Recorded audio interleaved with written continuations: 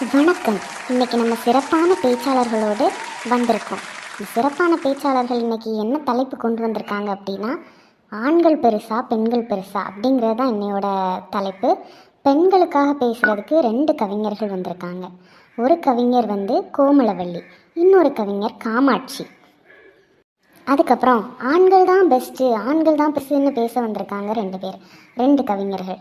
ஒருத்தர் சோமசுந்தரம், இன்னொருத்தர் கமலஹாசன். இன்னைக்கு ஆண்கள் டீம் ஜெயிக்குதா பெண்கள் டீம் ஜெயிக்குதா, யார் யாரை வெல்ல போகிறா அப்படிங்கிற போட்டியில் நம்ம இருக்கோம். அதனால் ஆண்கள் டீம் ஜெயிக்கிறாங்களா பெண்கள் தான் இந்த போட்டியில் ஜெயிக்கிறாங்களான்னு நம்ம பார்த்துடலாம். அதுக்கு முதல்ல பெண்கள் டீமில் இருந்து நான் கோமலவள்ளியை அழைக்கிறேன். மதிப்புக்கும் மரியாதைக்கும் உரிய ரசிக பெருமக்களே, உறவினர்களே, நண்பர்களே, தீர்ப்பு ஒழுங்காக சொல்லாமல் உதவாங்க காத்திருக்கும் நடுவர் அவர்களே, ஷாக் ஆகாதீங்க நடுவர்களே. உங்களுக்கு வணக்கம் சொல்லத்தான் அப்படி சொன்னேன். நீங்கள் தீர்ப்பு நல்லா தான் சொல்லுவீங்க, எங்கள் பக்கம் தான் தீர்ப்பு சொல்லுவீங்க, அதனால் ஒன்றும் பதறாதீங்க நடுவர் அவர்களே. அதான் நான் பார்த்தேன், எப்பொழுதுமே இந்த பெண்களுக்கு ஒரு மரியாதை மதிப்பு எல்லாமே இருக்கும். அதான் திடீர்னு தவற விட்டுட்டீங்களோன்னு பயந்துட்டேன்.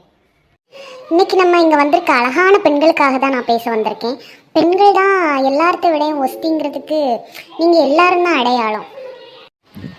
நடுவர் அவர்களே, நாங்கள் பிறக்கும்போதே நல்ல பெயரோடு பிறந்திருக்கோம் நடுவர் அவர்களே.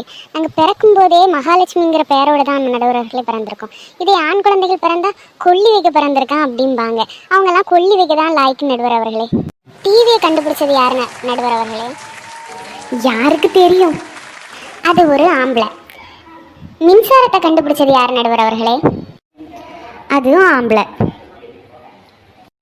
மின்சாரத்தை கண்டுபிடிச்சது ஆம்பளை, பல்பை கண்டுபிடிச்சது ஆம்பளை, கம்ப்யூட்டர் சாதனங்கள் எல்லாம் கண்டுபிடிச்சது ஆம்பளை. இது இவ்வளோத்தையும் செஞ்ச ஆம்பளைங்களை பெற்றெடுத்தது யாரு? பொம்பளை. சரி, இவ்வளோ சொன்னீங்களே, எல்லாத்தையும் கண்டுபிடிச்சது ஆம்பளை, ஆம்பளை கண்டுபிடிச்சது பொம்பளை அப்படின்னு. ஆம்பளை இல்லாமல் எப்படி அந்த ஆம்பளை கண்டுபிடிச்சிருக்க முடியும் பொண்ணால்? நாங்கள் நினச்சா பப்பாளியை தின்னு அழிச்சிருப்போம் உங்களை. நடுவர் அவர்களே, ஆண்களுக்கு ஏன் தெரியுமா ஆண்கள்னு பேர் வந்துச்சு? ரோட்டில் போகிற பொண்ணை பார்த்தா ஆன்னு வாயை பழக்கிறது, எங்கேயாவது டாஸ்மார்க் கடையை பார்த்தா அப்பவும் ஆன்னு வாயை பழக்கிறது, அதே மாதிரி யாருக்கு கழுத்துலேயாவது நகையை பார்க்கும்போது ஆன்னு வாயை பழக்கிறது. அதுக்கு தான் நடுவர் அவர்களே ஆண்களுக்கு ஆண்கள்னு பேர் வந்துச்சு.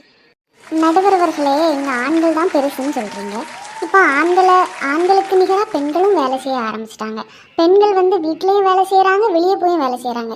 இதே ஆண்கள் வெளியே வேலை செஞ்சுட்டு வீட்டில் ஒரு வேலை செய்ய சொன்னால் அங்கே நோகுது இங்கே நோகுதுன்னு. அப்போ பார்த்துக்கோங்க, யார் வலிமையானவங்க, யார் பலசாலி, யார் பலமானவங்க, யார் பலவீனமானவங்கன்னு தெரியும். அதனால் ஆண்களை பற்றி பெருமையாக பேசுகிறதுக்கு இங்கே எதுவுமே இல்லை நடுவர் அவர்களே. பெண்களாக இருக்க நாங்கள் வீட்லேயும் வேலை செஞ்சு வெளியே வேலை செஞ்சு வீட்டில் மாமியாரை பார்த்துக்கிட்டு பிள்ளைங்களை பார்த்துக்கிட்டு எவ்வளோ வேலை செய்கிறோம். ஆனால் ஆண்களை நீங்கள் வசதியாக பேசுகிறீங்க. ஆண்களுக்கு எந்த ஒரு வேலையும் இல்லாமல் ஒரே வேலைக்கு போகிறாங்க, வீட்டுக்கு வராங்க, வீட்டுக்கு வந்தால் அவங்களுக்கு எஜமான் போல் சாப்பாடு கிடைக்குது, எல்லாமே கிடைக்குது.